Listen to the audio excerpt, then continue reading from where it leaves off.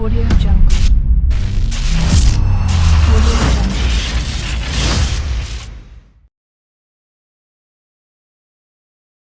Hello ladies and gents, this is KANO from the Gamer section back with another review.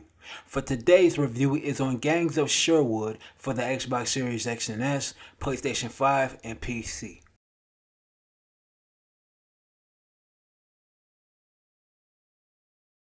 Gangs of Sherwood's graphics is good but not the greatest in the whole aspects of the game. When it comes to the characters, it is detailed in a cartoonish way along with the environments in the game. The water is reflected very nicely and the attention to detail is cool in the game. Now, the music in the game is action based, so each section you can sense the vibe of being ready for war and fighting the enemies in the game. The HUD is basic, so it's not that impressive at all. The whole overall presentation is good, but it's not the best in the world.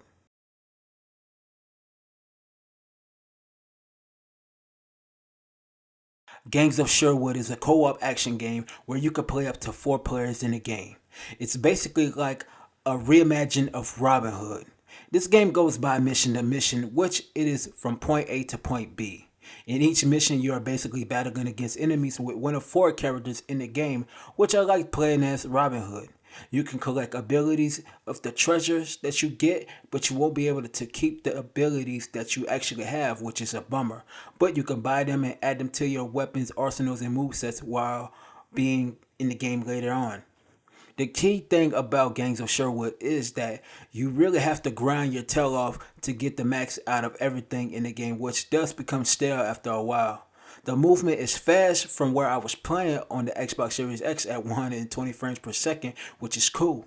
Some of the missions you do have, like a boss battle, it is fun, but when you actually defeat the bosses, you can gain some rewards, but after a while, if you playing by yourself, it does become boring.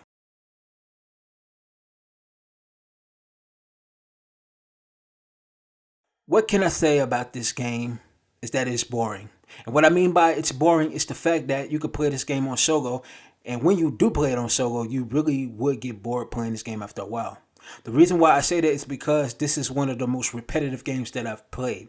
All you are doing is basically going from mission to mission and you're battling against the same enemies. Another issue that I have within this game is the fact that this game is a grind fest. You truly have to grind in order to get the upgrades that you need in the game, but it depends on who you choose, which to me is in a bad way. The storytelling in this game is a bit on a lackluster side. The biggest drawback to me is the stuttering in some parts of the gameplay, which I feel they need to make a major change in that area and fix it. And what I mean by fix it is patch the game up.